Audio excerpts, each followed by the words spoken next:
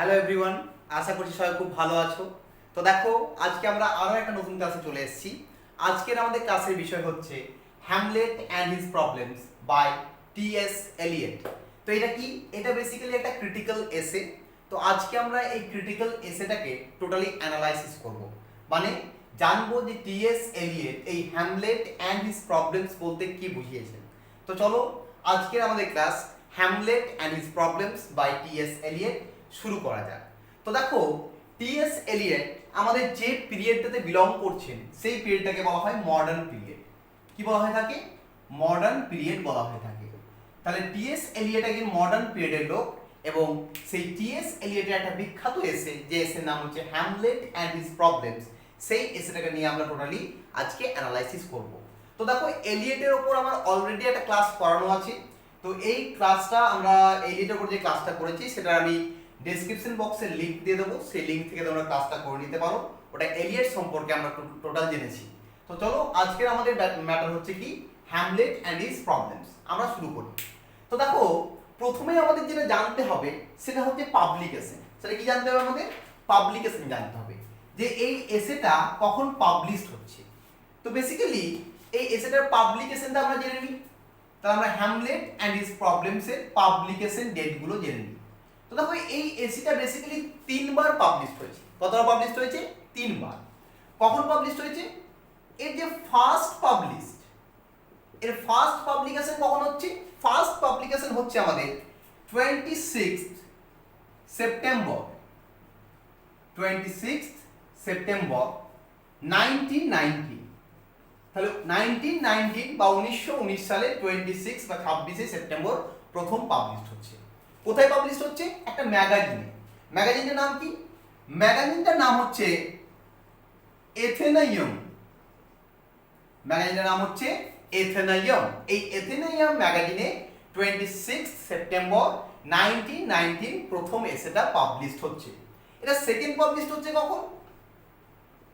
এটা second published হচ্ছে আমাদের 1920-তে। 1920-তে সেকেন্ড পাবলিশড হচ্ছে। এবং সেকেন্ড কিসে পাবলিশড হচ্ছে?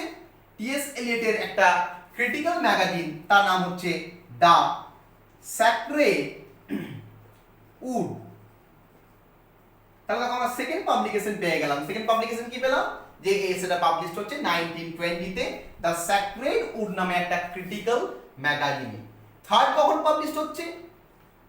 সেটা থার্ড পাবলিশড হচ্ছে আমাদের 1932-তে। কোথায় পাবলিশড হচ্ছে? তখন পাবলিশড হচ্ছে সিলেক্টেড এসেস নামে একটা বইয়ের আন্ডারে। তাহলে সিলেক্টেড এসেস নামে একটা বইয়ের আন্ডারে থার্ড পাবলিকেশন হচ্ছে কখন? 1932। তাহলে দেখো, আমরা Hamlet and his problems by T S. Eliot, যার জন্ম হচ্ছে 1888, মৃত্যু হচ্ছে 1965, যিনি মডার্ন পিরিয়ডের একজন লোক, তার এই এসেটার পাবলিকেশন ডেটগুলো আমরা জেনে নিলাম। ফার্স্ট পাবলিকেশন কখন জানলাম? 26 সেপ্টেম্বর 1919। কোথায় পাবলিশড হচ্ছে? এথেনিয়াম নামে একটা আমাদের ম্যাগাজিনে। সেকেন্ড পাবলিশড হচ্ছে কখন? 1920-তে দ্য স্যাক্রেড উডের আন্ডারে। আর থার্ড পাবলিশড হচ্ছে কখন? থার্ড পাবলিশড হচ্ছে 1932 সিলেক্টেড এসেসে। তাহলে এই তিনটে পাবলিকেশন আমরা জেনে নিলাম। এরপর আমাদের কি জানতে হবে? এরপর জানতে হবে এই যে হ্যামলেট অ্যান্ড হিজ প্রবলেমস, এটার জটা কি? মানে এটা কোন ক্যাটাগরিতে বিলং করছে। তাহলে আমি এগুলো মুছে দিই। এগুলো মুছে দিয়ে আমরা জটা জেনে নিই। আমরা এই হ্যামলেট অ্যান্ড হিজ প্রবলেমস এর যে বেসিক মানে কোন ক্যাটাগরির মধ্যে আমাদের এই এসেটা বিলং করছে সেটাকে আমরা জেনে নেব। তো দেখো, আমরা এরপর হেডিং দিচ্ছি মানে ক্যাটাগরি, যে আমাদের এই হ্যামলেট অ্যান্ড হিজ প্রবলেমস এটার জনরা বা ক্যাটাগরিটা কি। এটা বেসিক্যালি যে জনরা বা যে ক্যাটাগরির আন্ডারে পড়ছে তাকে আমরা বলতে পারি, তিনটে ভাগে বলতে পারি। একটা হচ্ছে অ্যান্টি রোমান্টিক এসে। কি বলতে পারি? এটা একটা অ্যান্টি রোমান্টিক এসে। রোমান্টিক মানে কি? রোমান্টিক মানে যেখানে একটা পার্সোনাল ব্যাপার থাকবে। আর অ্যান্টি রোমান্টিক মানে কি? যেখানে পার্সোনাল ব্যাপার থাকবে না, ইম্পার্সোনাল ব্যাপার থাকবে, তাকে বলা হয় অ্যান্টি রোমান্টিক এসে। তাহলে প্রথম হচ্ছে কি? অ্যান্টি রোমান্টিক এসে আমাদের এই Hamlet and his problems. Second জয়ের আন্ডারে কি দেখতে পাচ্ছি আমরা? সেকেন্ড দেখতে পাচ্ছি এটা একটা নিউ ক্রিটিসিজম। এই এসেটা কার আন্ডারে পড়ছে? নিউ ক্রিটিসিজমের আন্ডারে পড়ছে। এই নিউ ক্রিটিসিজম মানে কি? দেখো নামটা শুনেই বুঝতে পারছো, নতুন ধরনের ক্রিটিসিজম মানে ক্রিটিক্যাল থিংকিং এ নতুন একটা চিন্তা ভাবনা, তাকেই বলা হয় নিউ ক্রিটিসিজম। তাহলে হ্যামলেট এন্ড হিজ প্রবলেমস তার সেকেন্ড জ হিসাবে আমরা বলতে পারি এটা কিসের মধ্যে বিলং করছে? এটা বিলং করছে আমাদের নিউ ক্রিটিসিজমের মধ্যে। থার্ড আমরা কি বলবো? থার্ড আমরা বলবো এটাকে যে ডিস্ট্রাকটিভ ক্রিটিসিজম। তাহলে থার্ড যে জ সেটা আমরা কি পেলাম? Destructive criticism. এটার মানে কি? নামটা শুনেই বুঝতে পারছো, ডিস্ট্রাকটিভ মানে ধ্বংস করে দেওয়া। কি ধ্বংস করে দেওয়া? পুরনো যে চিন্তা ভাবনা সেগুলোকে ধ্বংস করে দেওয়া, তাকেই বলা হয় ডিস্ট্রাকটিভ। তাহলে আমাদের হ্যামলেট এন্ড হিজ প্রবলেমস এটা কিন্তু এই ডিস্ট্রাকটিভ ক্রিটিসিজমের আন্ডারেও পড়ছে। তাহলে এই যে এসেটা, এই এসেটা তিনটে জ আমরা জেনে গেলাম। একটা হচ্ছে অ্যান্টি রোমান্টিক এসে, মানে এখানে ইম্পার্সোনাল থিওরি নিয়ে আলোচনা করছেন এলিয়ে। দু নম্বর কি? নিউ ক্রিটিসিজম মানে নতুন ধরনের একটা চিন্তা ভাবনাকে দেখাচ্ছেন এলিয়ে। আর থার্ড হচ্ছে ডিস্ট্রাকটিভ ক্রিটিসিজম মানে পুরনো চিন্তা ভাবনাগুলোকে, পুরনো বিলিফগুলোকে ভেঙে নতুন এক ধরনের বিলিফকে ইয়ে প্রেজেন্ট করছে কোথায়? হ্যামলেট এন্ড হিজ প্রবলেমসে। তাহলে এই জটা আমরা জেনে গেলাম। জয়ের পর আমরা কি জানতে পারবো? জয়ের পর যেটা আমরা জানবো সেটা হচ্ছে মেইন পয়েন্ট বা মেইন আমাদের বিষয়বস্তু বা মেইন থিমটা কি আমাদের এই এসেটার।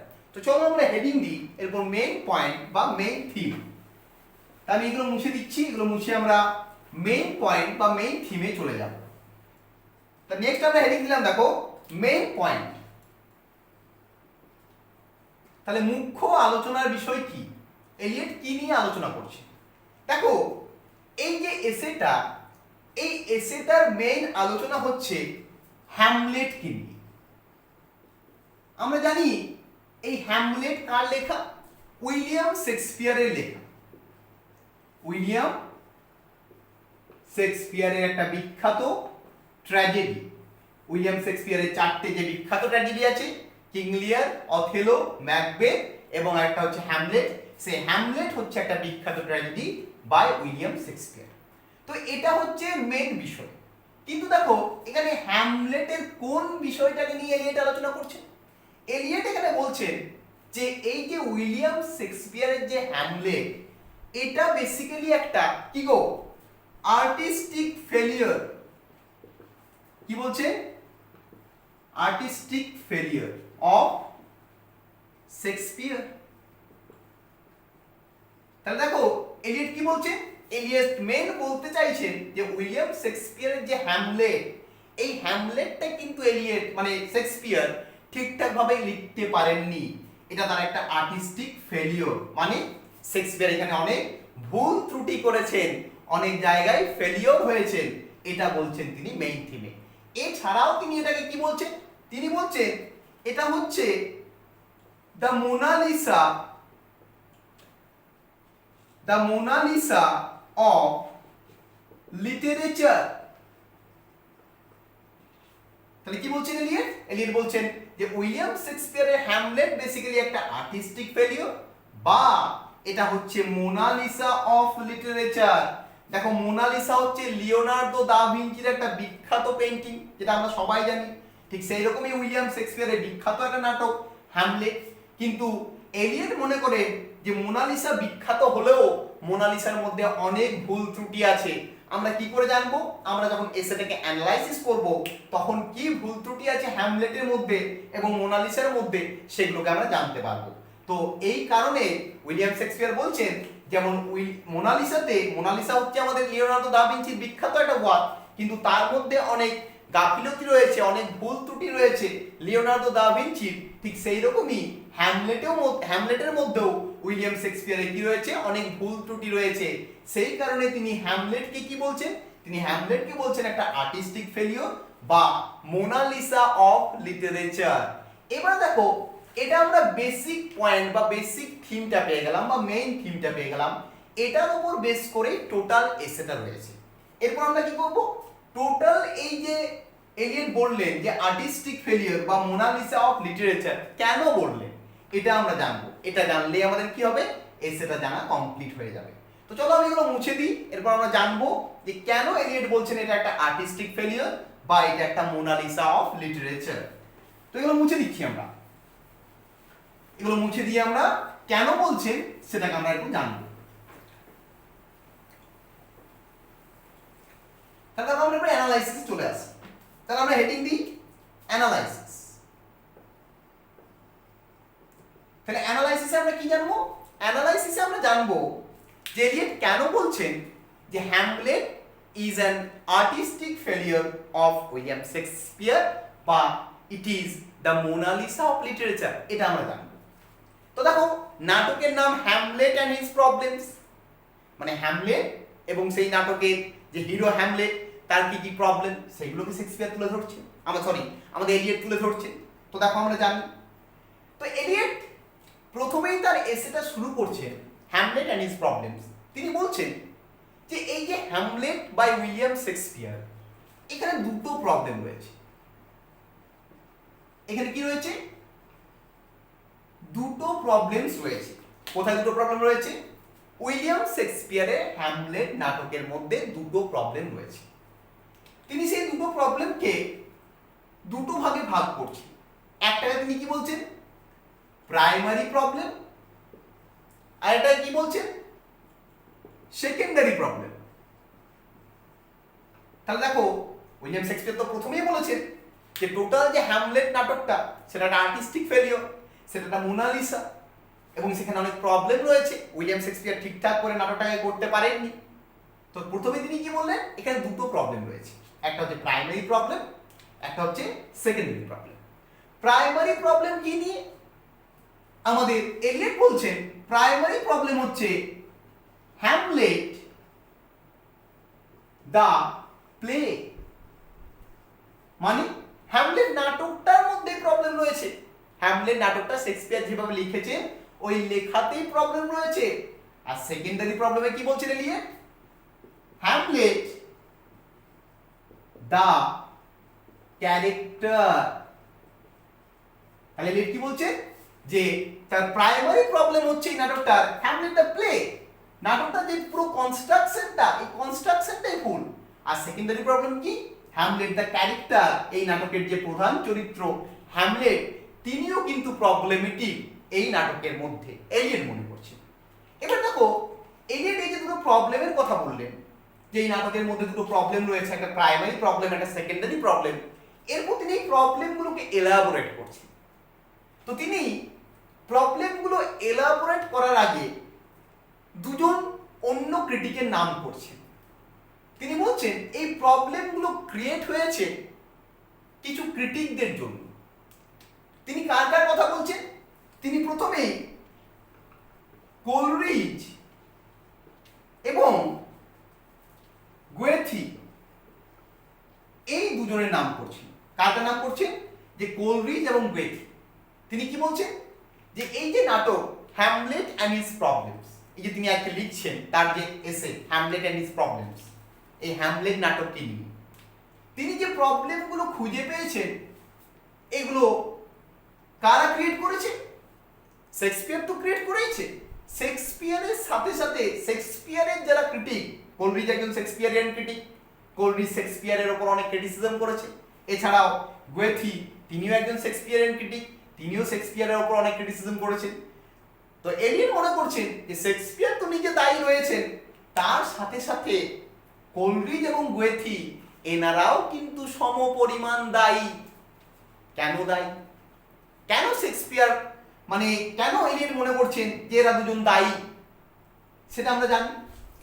তো এলিয়ট বলছেন যে কোলরিজ এবং গোয়েথি শেক্সপিয়ারের হ্যামলেটের অ্যানালাইসিস করতে গিয়ে বা শেক্সপিয়ারের হ্যামলেটকে ক্রিটিক্যালি থিঙ্কিং করতে গিয়ে নিজেরাই হ্যামলেট হয়ে গেছেন, মানে পার্সোনাল হয়ে গেছেন। আমরা প্রথমেই বলেছি যে এই এসেটা হচ্ছে একটা অ্যান্টি রোমান্টিক এসে, মানে ইম্পার্সোনাল থিওরি থাকবে।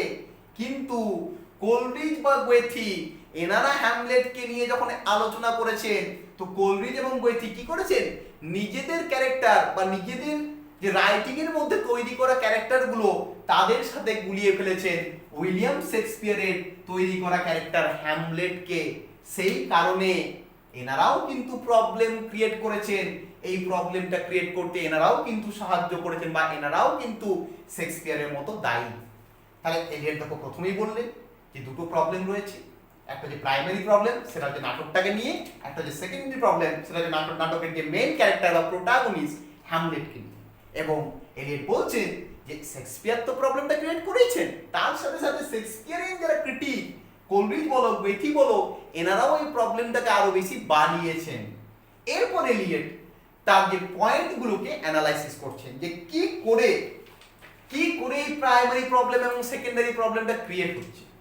তো এলিয়ট প্রথমে তার প্রাইমারি প্রবলেম মানে হ্যামলেট দ্য প্লে এটাকে নিয়ে অ্যানালাইসিস করতে শুরু করলেন। কি বললেন তিনি বললেন যে এই যে হ্যামলেট নাটকটা এটা একটা আর্টিস্টিক ফেলিওর বা মোনালিসা ইন লিটারেচার। কেন মোনালিসা, কেন আর্টিস্টিক ফেলিওর? তাহলে আমরা প্রথমে প্রাইমারি প্রবলেমটাকে নিয়ে অ্যানালাইসিস করব, তাহলেই বুঝে যাব। তো দেখো তিনি কেন আর্টিস্টিক ফেলিওর বলছেন। এলিয়ট মনে করেন বা এলিয়ট বলছেন যে এই হ্যামলেট নাটকটা শেক্সপিয়ার নিজে লেখেননি। শেক্সপিয়ার কি করেছেন? শেক্সপিয়ার বেসিক্যালি রিরাইট করেছেন। কি করেছেন? রিরাইট, পুনরায় লিখেছেন। অলরেডি নাটকটা এস্টাবলিশ ছিল বা অলরেডি নাটকটা ছিল, শেক্সপিয়ার রিরাইট করেছেন, পুনরায় লিখেছেন। শেক্সপিয়ার নিজস্ব ক্রিয়েটিভিটি সেরকম এখানে দেখাননি। কোথায়? হ্যামলেট। কেন বলছেন?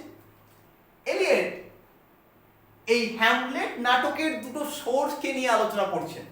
এলিয়ট বলছেন উইলিয়াম শেক্সপিয়ার তার এই হ্যামলেট নাটকটা লেখার জন্য দুটো সোর্স ইউজ করেছেন। কি সোর্স? সেই সময়কার একজন ইউনিভার্সিটি উইট, তার নাম হচ্ছে থমাস কিডের লেখা একটা নাটক হচ্ছে দ্য স্প্যানিশ ট্র্যাজেডি এবং আরেকটা লেখার নাম হচ্ছে দ্য পুর হ্যামলেট। তো আমাদের এলিয়ট বলছেন যে উইলিয়াম শেক্সপিয়ার কি করেছেন, তিনি যখন হ্যামলেট নাটকটা লিখেছেন তিনি তার নিজস্ব ক্রিয়েটিভিটি দেখাননি, তিনি হুবহু থমাস কিডের এই দুটো নাটক থেকে কপি পেস্ট মেরে দিয়েছেন। কে বলছেন গো? আমাদের এলিয়ট।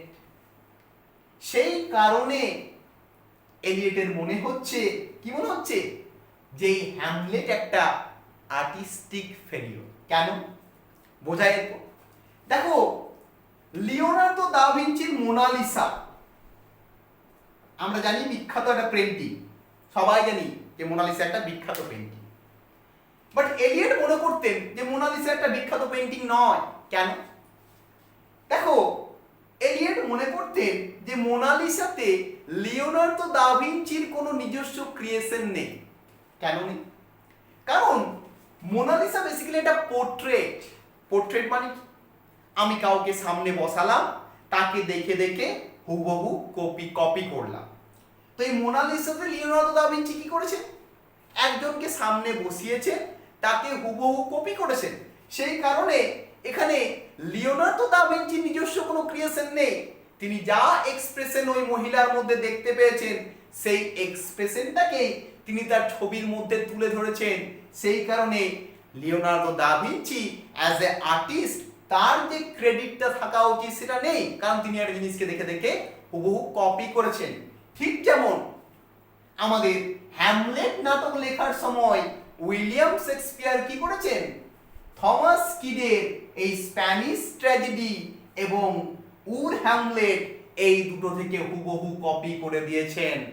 এই কারণে এলিয়ট বলছেন, কি বলছেন, যে এর প্রাইমারি প্রবলেম হচ্ছে হ্যামলেট দ্য প্লে এবং এটা একটা মোনালিসা অফ লিটারেচার বা এর মধ্যে শেক্সপিয়ারের আর্টিস্টিক ফেলিওর রয়েছে। এরপর তিনি কিছু তুলনা করছেন কার সাথে? এই হ্যামলেট আর এই হ্যামলেট এবং স্প্যানিশ ট্র্যাজেডির মধ্যে। তিনি কি বলছেন?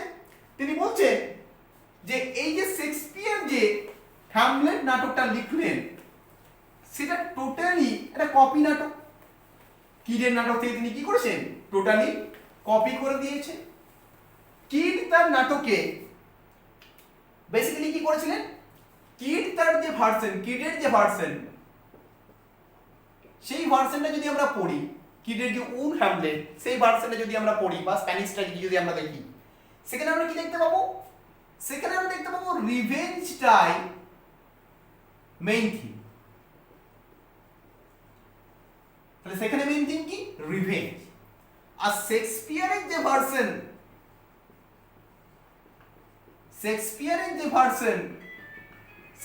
ভার্সনে কি হয়েছে, শেক্সপিয়ার কি করেছে, শেক্সপিয়ার তার ভার্সনে এই রিভেঞ্জটাকে দেখিয়েছেন উইদিন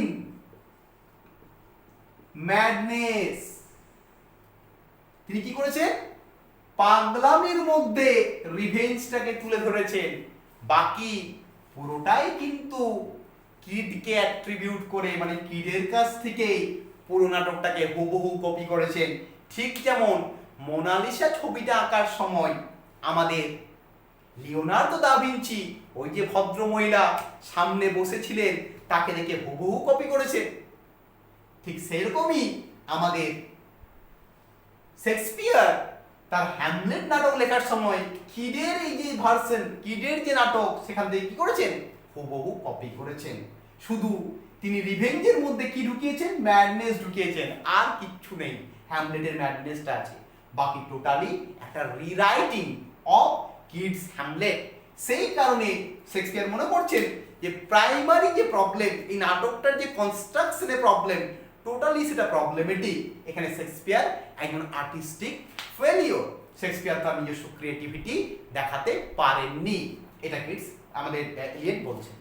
নেক্সট এলিয়েট কি বলছেন, নেক্সট এলিয়েট যেটা বলছেন সেটা হচ্ছে আমাদের এই সেকেন্ডারি প্রবলেমকে নিয়ে আলোচনা করছি। তাহলে সেকেন্ডারি প্রবলেমটা কি,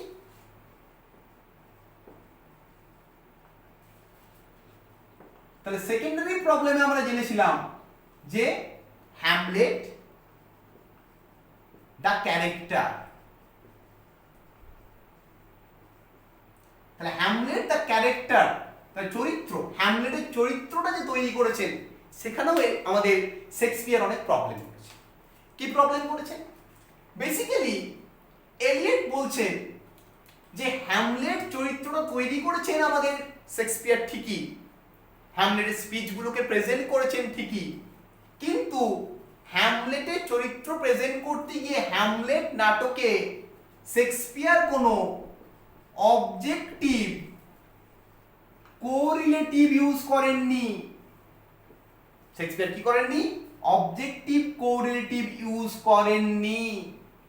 শেক্সপিয়ার অবজেক্টিভ কোরিলেটিভ ইউজ না করে হ্যামলেটের যে ইমোশনগুলোকে ডাইরেক্টলি প্রকাশ করেছেন, কি করেছেন, ডাইরেক্টলি প্রেজেন্ট করেছেন। কে গো, আমাদের উইলিয়াম শেক্সপিয়ার। সেই কারণে হ্যামলেট ক্যারেক্টারটা যথাযথ হয়নি। দেখো তিনি এক্সাম্পল দিচ্ছেন কোথাকার, তিনি ম্যাকবেথের এক্সাম্পল দিচ্ছেন, ম্যাকবেথের তিনি এক্সাম্পল দিচ্ছেন এবং বলছেন যে ম্যাকবেথে উইলিয়াম শেক্সপিয়ার কি করেছেন, ম্যাকবেথের স্লিপ ওয়াকিং সিনের মাধ্যমে লেডি ম্যাকবেথের ইনার কন্ডিশনটাকে তুলে ধরছেন। তাই তো আমরা যদি ম্যাকবেথ নাটকে স্লিপ ওয়াকিং সিনটাকে দেখি তাহলে আমরা কি দেখতে পাবো, আমরা দেখতে পাবো লেডি ম্যাকবেথের যে ফ্রাস্ট্রেটেড কন্ডিশন, যে ইনার মেন্টাল কন্ডিশন, যে ডিভাস্টেটেড কন্ডিশন, সেটাই কিন্তু শেক্সপিয়ার তুলে ধরছেন কিসের মাধ্যমে, স্লিপ ওয়াকিং সিনের মাধ্যমে। লেডি ম্যাকবেথ তার ইমোশনগুলোকে ডাইরেক্টলি প্রকাশ করছে না, তার পরিবর্তে শেক্সপিয়ার কি ইউজ করছেন, একটা স্লিপ ওয়াকিং সিন ইউজ করছেন। স্লিপ ওয়াকিং সিন ইউজ করার মাধ্যমে লেডি ম্যাকবেথের যে ইনার ফ্রাস্ট্রেশনগুলোকে তুলে ধরছেন। আবার তিনি এক্সাম্পল দিচ্ছেন কিসে, কিং লিয়ার। তিনি কিসের এক্সাম্পল দিচ্ছেন, কিং লিয়ার। তিনি বলছেন উইলিয়াম শেক্সপিয়ারের এই যে কিং লিয়ার নাটক, এখানে লিয়ারের যে ইনার ইমোশন, লিয়ার মানে কে গো? আমাদের রাজা লিয়ার ক্যারেক্টার।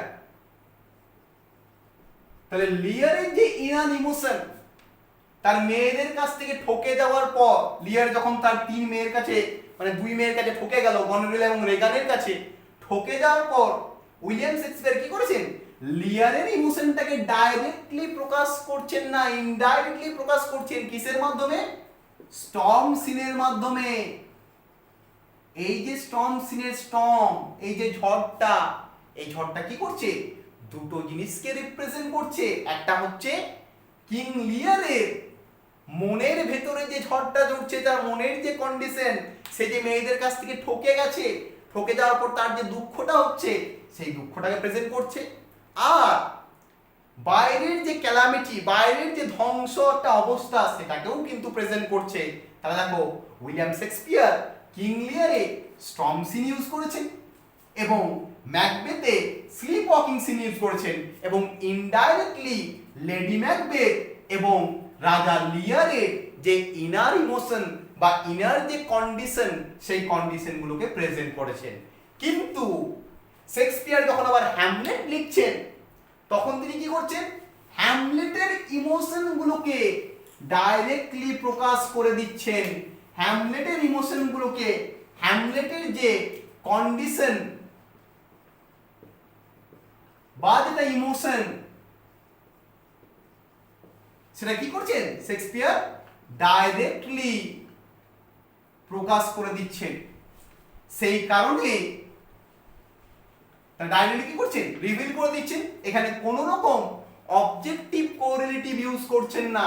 সেই কারণে এটা একটা সেকেন্ডারি প্রবলেম, এটা একটা আর্টিস্টিক ফেলিয়ার। এরপরে লিড কি করছেন? তাহলে এই অবজেক্টিভ কোরিলেটিভ জিনিসটা কি, এটাকে তিনি ডিফাইন করছেন। তিনি কিভাবে ডিফাইন করছেন? এগেইন বলছেন, এই যে অবজেক্টিভ কোরিলেটিভ, এই ব্যাপারটা কি? তিনি বলছেন যে অবজেক্টিভ কোরিলেটিভ হচ্ছে a set of object, a situation, a chain of events which shall be the formula of that particular emotion. তিনি কি বলছেন? যে অবজেক্টিভ কোরিলেটিভ হচ্ছে এ সেট অফ অবজেক্ট বা একটা সিচুয়েশন বা এ চেইন অফ ইভেন্টস। তাহলে আমি মনে করি একটা ইমোশনকে প্রকাশ করব, সেটাকে ডাইরেক্টলি করব না। সেটা কি করব না?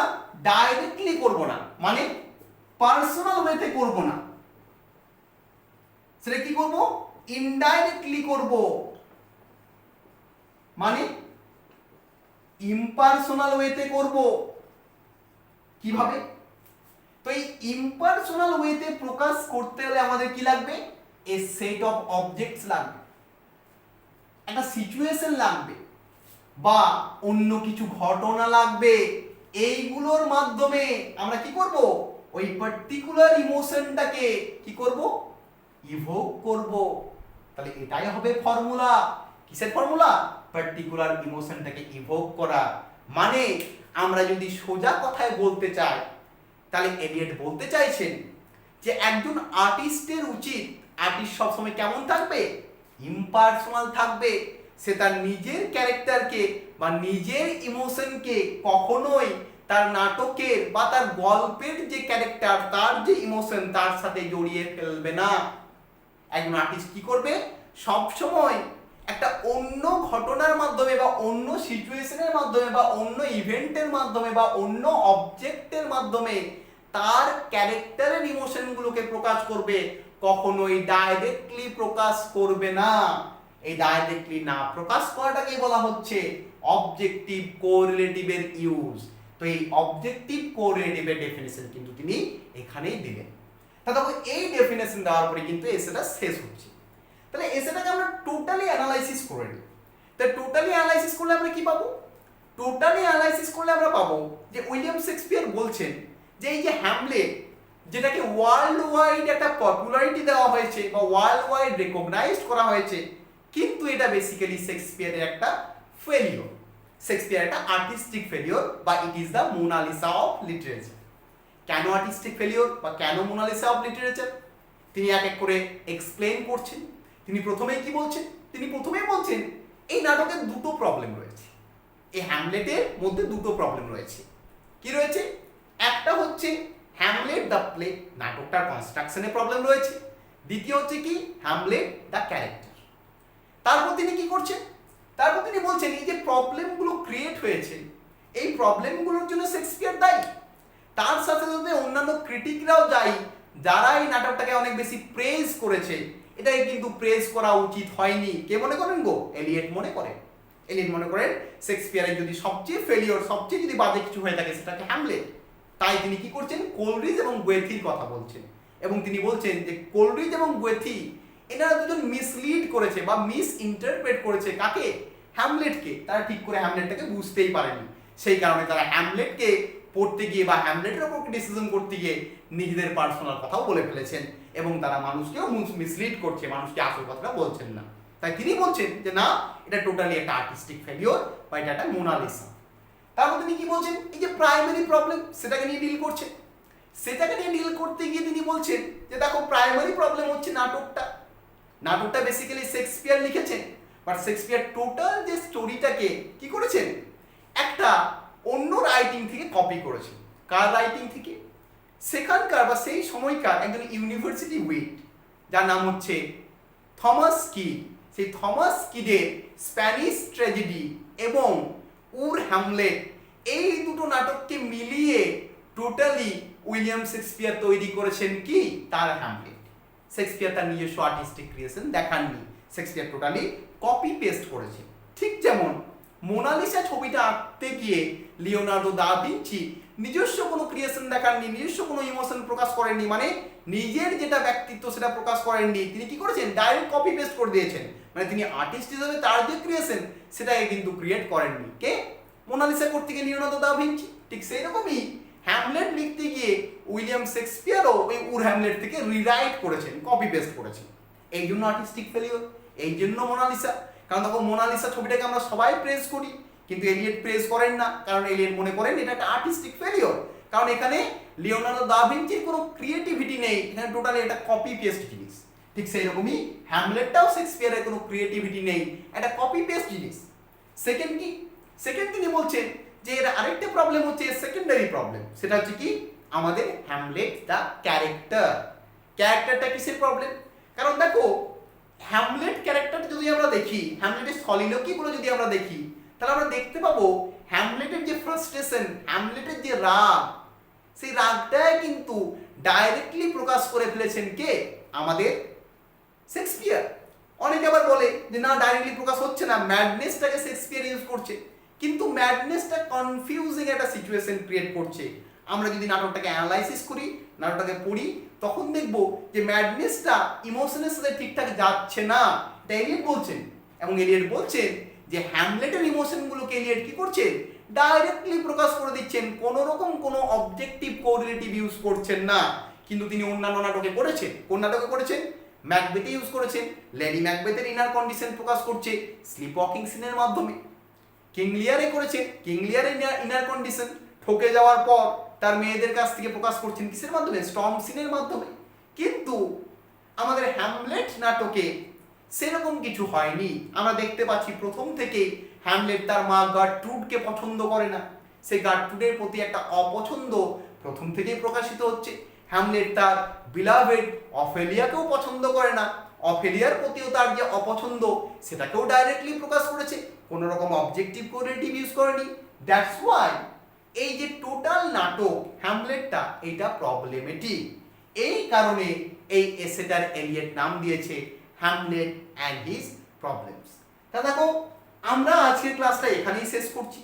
যদি এই ক্লাসটা নিয়ে কিছু প্রশ্ন থাকে, কোনো জায়গাটা বুঝতে অসুবিধা থাকে, তাহলে অবশ্যই আমাকে করবে। আর যদি প্রশ্ন না থাকে তাহলে করার দরকার নেই। আর ক্লাসটা কেমন লাগলো অবশ্যই জানাবে। ভালো লাগলে জানাবে ভালো লেগেছে, খারাপ লাগলে জানাবে খারাপ লেগেছে।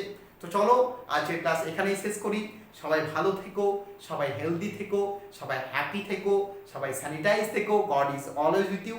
টাটা।